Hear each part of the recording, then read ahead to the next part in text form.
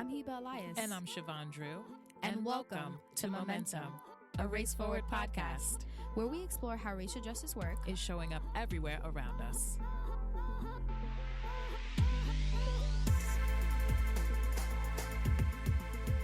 Chevon. Hiba. What's going on, girl?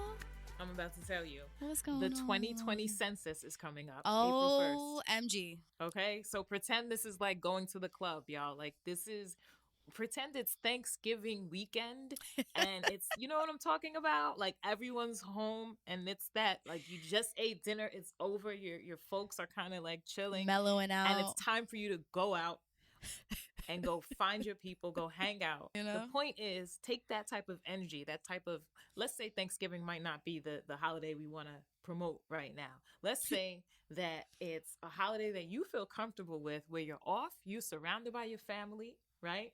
Even some cousins you haven't seen before, even your play cousins that grew up with you in the house. Google play cousins. Let's say it's your birthday and you're inviting everybody to your special party. To your jammy jam. Okay. Yes, if you have a birthday right now, that's the energy we want for the Census 2020. Yes, have some little census postcards because it's coming up and it's important. It's really important. Give them out. Put them in the goodie bags.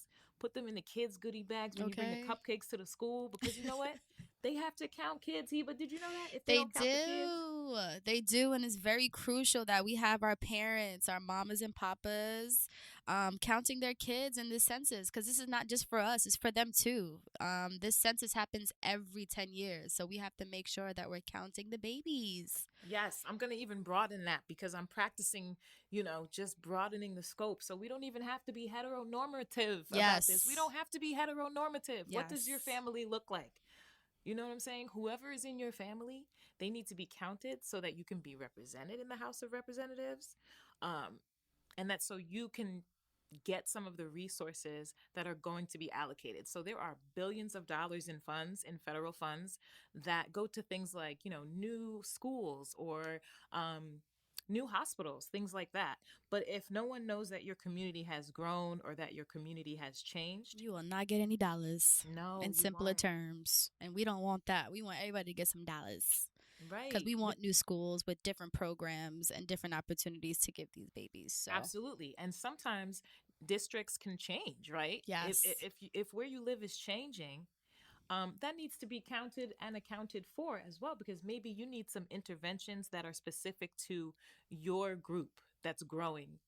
Yes. Where you live, right?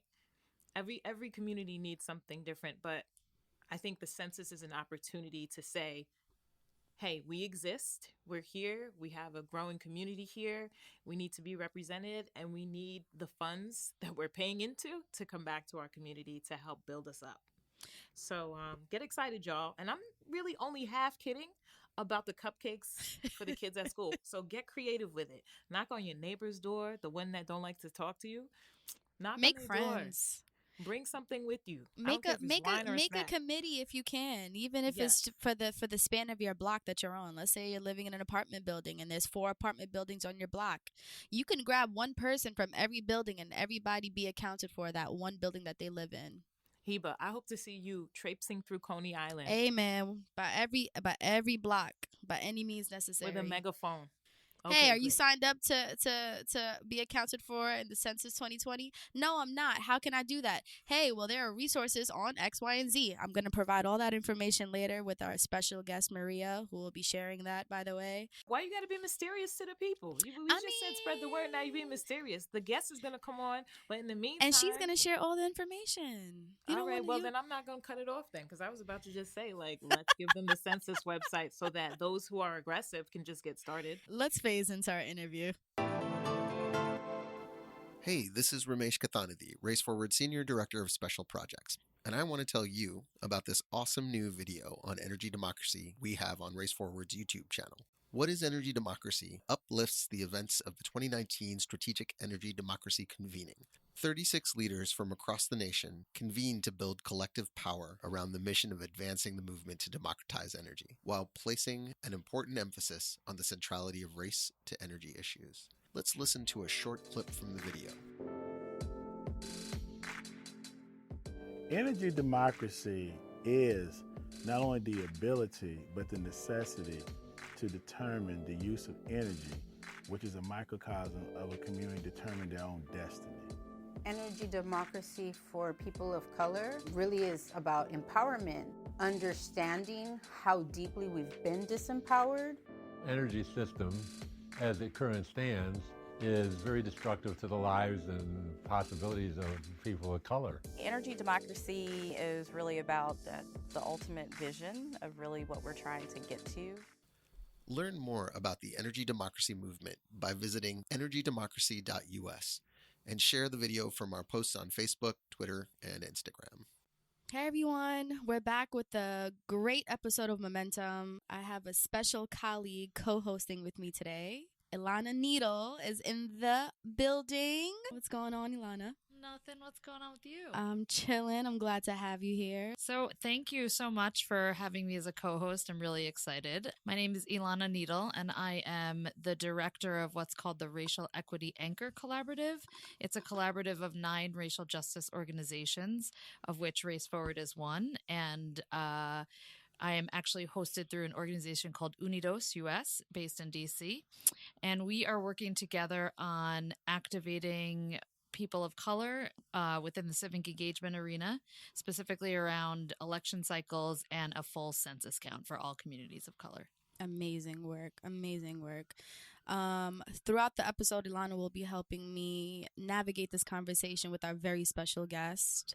With more than a decade of experience raising funds from corporate and foundation sources, Maria Smith Dautruche is the Vice President for Foundation Partnerships at the National Urban League, working to secure economic self-reliance, parity, power, and civil rights for African Americans and urban residents. Maria is a proud co-founder of New Voices for Reproductive Justice, a powerful organizing force for the health and well-being of Black women, girls, women of color, and LGBTQ people of color at the local, state, and national level.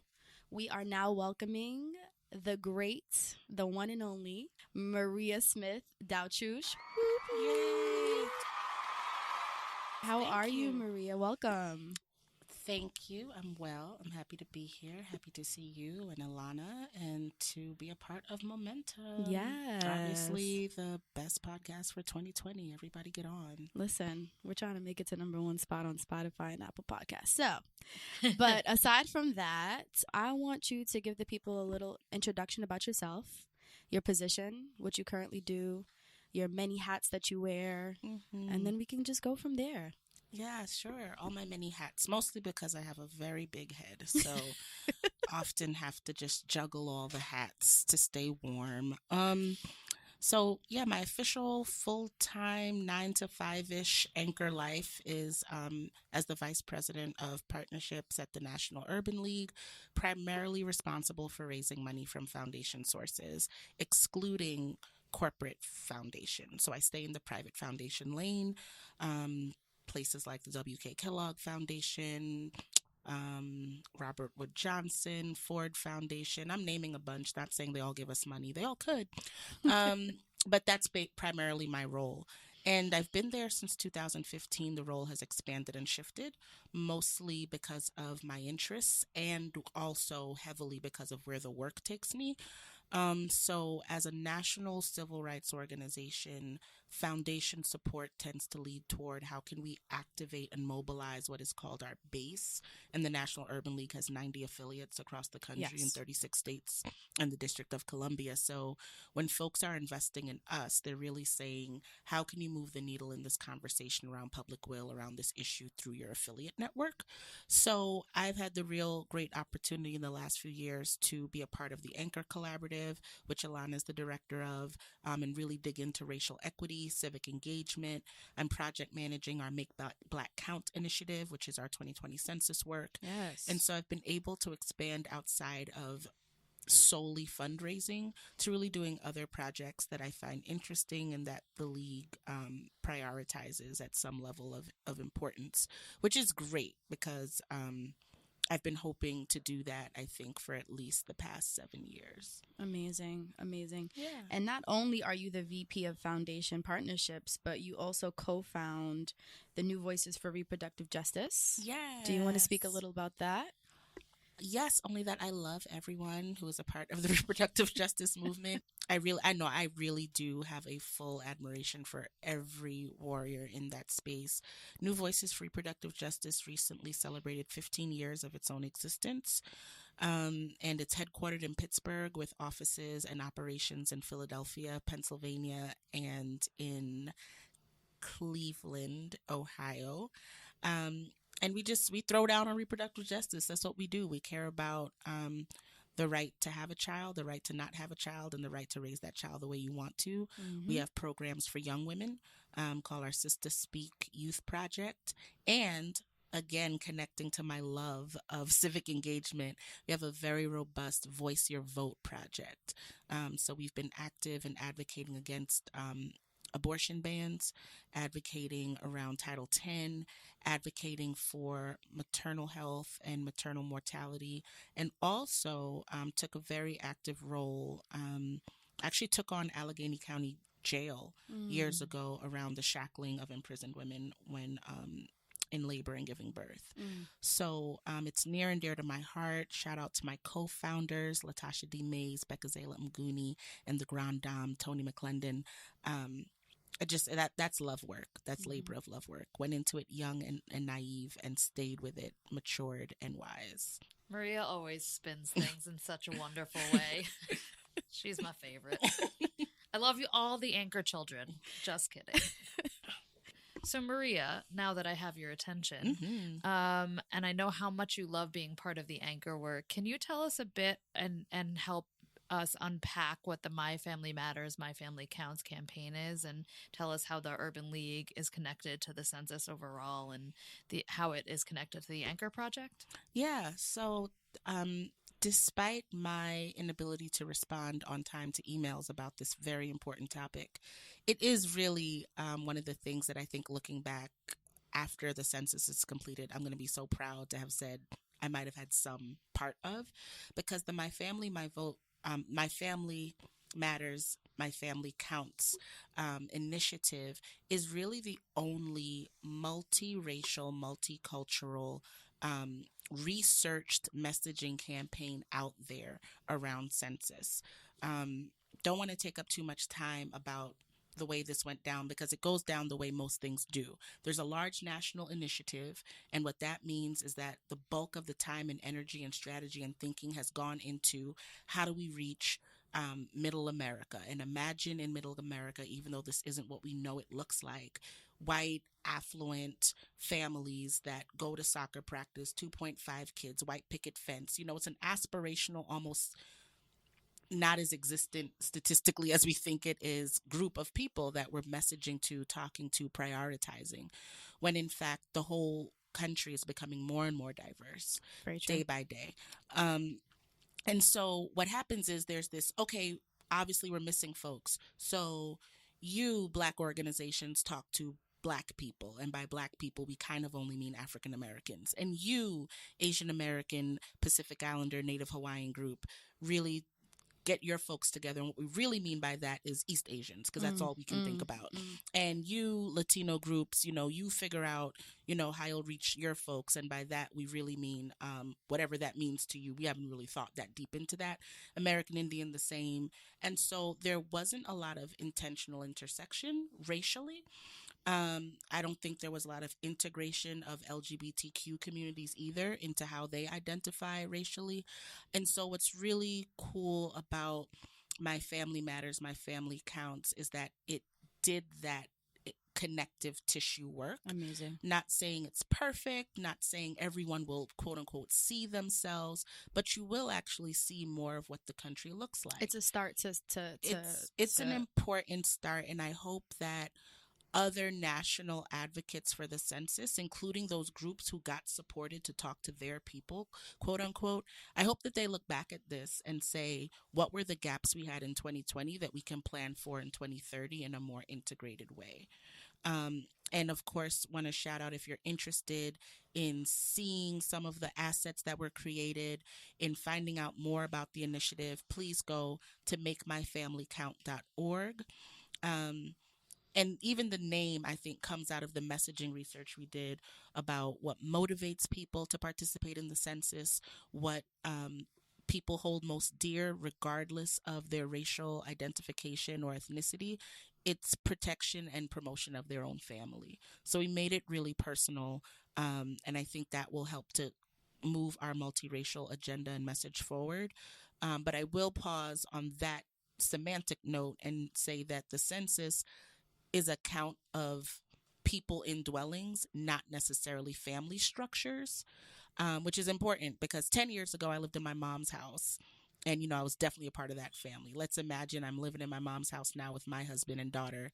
I'm not going to get my own census form. It's still going to go to my mom and dad. Wow. And I've got to be counted on that form, right? Because I'm in their dwelling. Like, that's how the census sets it up. Who's here at this address? And when you go to makemyfamilycount.org, just bear in mind that families matter to people, and how you define your family really is important to you and your family. The Census Bureau sending out letters aren't really thinking at that level. So they're doing their best, but they don't necessarily link up with how we think of ourselves. Thanks, Maria. So I have a couple questions.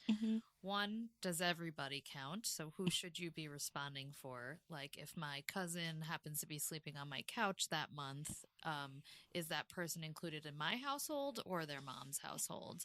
And then there are some populations which tend to have what we call an undercount. And I just wanted to talk a little bit about children and how they count, and specifically children of color, if you could. Yeah, sure. So count everyone in your house on Census Day, which is April 1st. That usually is there or is there most of the time. So if I'm responding online on March 23rd, I should be responding as if I'm responding on April 1st, correct? I would say so, because April 1st, I've heard people use this term arbitrary, and I don't want to harp on that because it does matter as a significant date to keep in mind. But that is, use that as your anchor date to think about, because as you speak about the undercount of children, if you're at 35 weeks pregnant and it's April 1st, hope for the best that kid's going to be an amazing, healthy, wonderful child, and just count that child. Right. Count children that are born on or before April 1st. Right.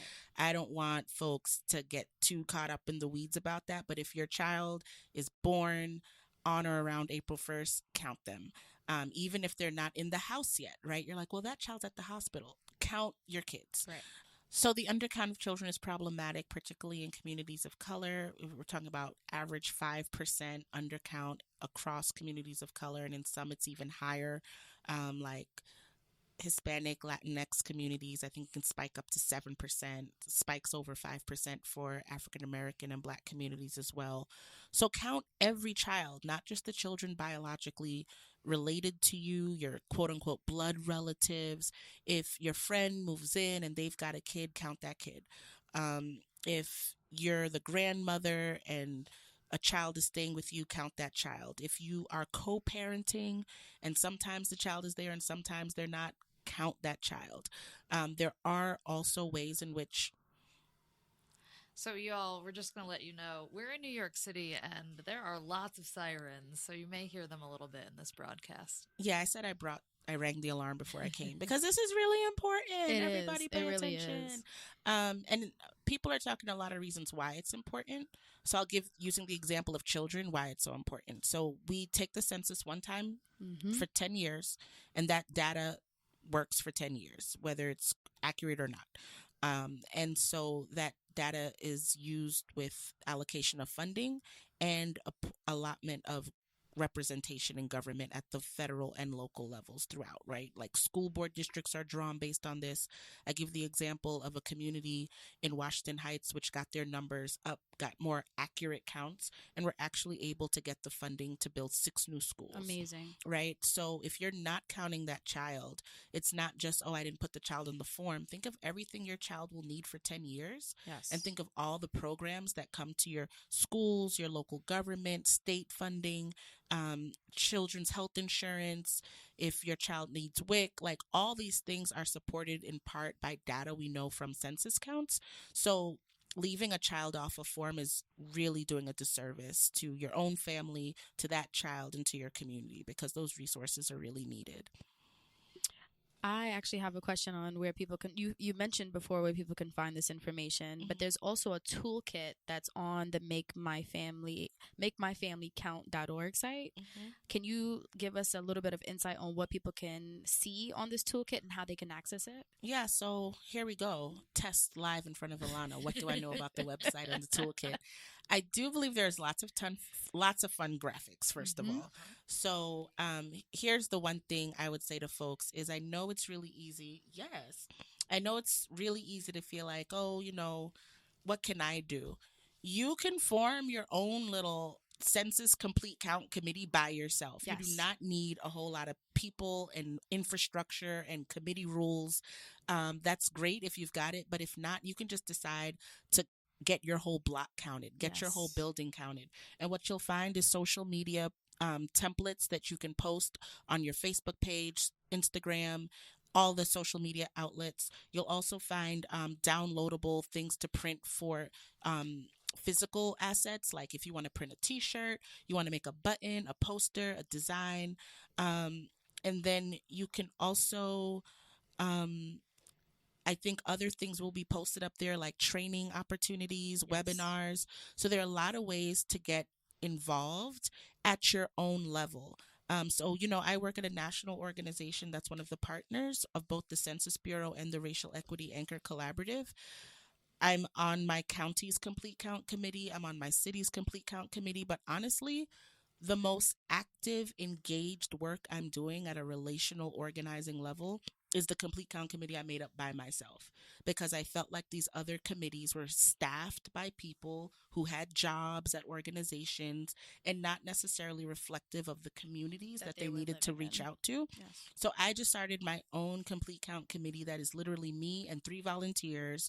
We're all volunteers, and it's just the census tract for where my home base is. And it's a lot. It's actually a lot more than I thought it would be, which is why I tell people now, get your family committed to count. Get your aunties, your grannies, cousins and them. Everybody you've been arguing with over the internet in this primary season, that's your Complete Count Committee. Because, you know, there is a connection there. Whoever you've been engaging, they count too. Get them all organized. Whoever's coming over, if you celebrate, there are a lot of like faith-based religious holidays coming up. It's a great time to have a conversation about that. And I also want to let folks know about the socials. Please follow us, especially on Twitter, the Racial Equity Anchors, at RE Anchors. That's our Twitter, and I'll spell out anchors because we're not doing any funny like anchor spelling. It's very straightforward. We're a very serious group of people. REANCHORS, like anchor your boat, anchor your count, and then anchor your vote too. Yes. Maria, it's been a pleasure. This is very necessary, important information for our communities. Please mark this on your calendar, everyone. April 1st is National Census Day. Yep. You should have the letters. Most households will have their letters by then. Letters are being mailed out next week to most folks. Yes, fingers crossed. Census is already underway in remote Alaskan communities, so don't want to leave those folks out there dealing with in person. But most people across the country will get a letter inviting them to participate online, by phone, and also you'll get a paper questionnaire that you can fill out by April. Tell the people where they can follow you. Oh, in these streets mostly. Okay. That's where I spend most of my time. Okay. But if I'm not and I'm behind a screen, I'm also on Twitter, which is one of my. It was until some like major supporter of a candidate of a elected official I'm not in favor of is like part owner in Twitter now. But I'm on Twitter anyway at Maria Dautruche, and my last name is DAUTRUCHE. You can find me. If you're following RE Anchors, you'll find me. So I'm on Twitter there.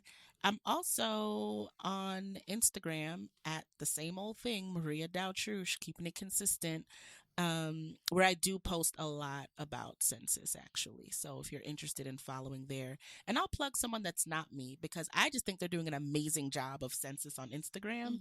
They're in California, and it's My Black Counts. The Black folk in the state of California are the most fun to follow on Instagram about Census. I wish I were out there, mostly because it's warmer. But a part of their work, it looks amazing. So if you're interested and care a lot about Black people, I'm Black, care about me. My Black Counts is great. Yes, we're here for it. I didn't know that you were a comedian on the side either. No, it's necessary for the work. Yes, you got to keep a balance. Yeah. Definitely have to keep a balance. Well, I appreciate you. Thank you for the work that you're doing. And hopefully we will see you soon. So we just wrapped up a phenomenal podcast session with our special guest, Maria. I had the privilege of having Elana co-host with me because Chevon could not make it. Oh, but sorry. Let me tell y'all why. Sorry. Let me tell y'all why. I'm back. You're back. We had a little bit of difficulty connecting to you earlier, but what were you doing in that meantime, Chevon? Girl, I was feeling revved up, and so I signed off, and I was trying to do the census, but I'm too early. Sorry, but I think the mics are all working now. The census website told me I have to wait for it to come in the mail, so I just decided I'd sign back on to this podcast. I'm glad you did the interview, and I'm glad my mic is working. Chevon, you were not too early. You were prepared, and that's why you logged on to that website, girl. Mm-hmm.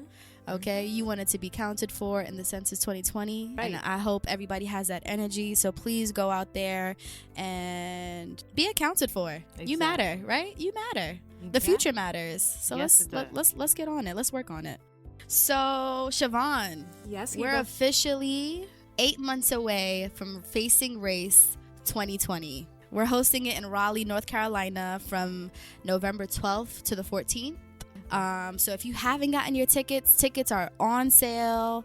Please go visit our website, facingrace.raceforward.org, to purchase your tickets. If you are bringing a group of 5 or more, we have a special discount for you guys. We have many great offers for our sponsors and our fellows. It's going to be so fun. I feel like we need this. We always need this space to kind of come together, especially after an election. And Facing Race is right after the election. So I think it becomes this convening space where folks can kind of like strategize and figure out what is the next year going to look like, connect with each other. What their next steps look like, share strategies, things like that. Mm-hmm. And if anyone is interested in more details, the website also has an FAQ section. The website has a section with toolkits to help you convince your employer to sponsor you so that you can attend Facing Race as an employee and bring back your learnings to wherever you work. If you check out our social media, you can also you can find out some of the up to the moment things and ways to participate, including like scholarships and all of that. So I'm excited too, Hiba. I'm very excited. Hopefully we see you all there. So we have come to the end of another episode of Momentum, a Race Forward podcast. This is your chance to visit us on the Google Play app. You can hear us on Apple Podcasts or on Spotify. We really want you to rate and subscribe, so please do that. You can also go to raceforward.org if you want to listen to us there, or check out the show notes for each episode. And please remember, follow us on social media. We're at Race Forward, and that's on Instagram, Facebook, and Twitter. Thanks for joining us. Hiba, say bye. Bye, y'all. See y'all next time. Hiba, you look so Run DMC right now. Listen, I'm trying to be comfortable in this office. You heard? Yeah, no, let me stop. I love it. 3 stripes.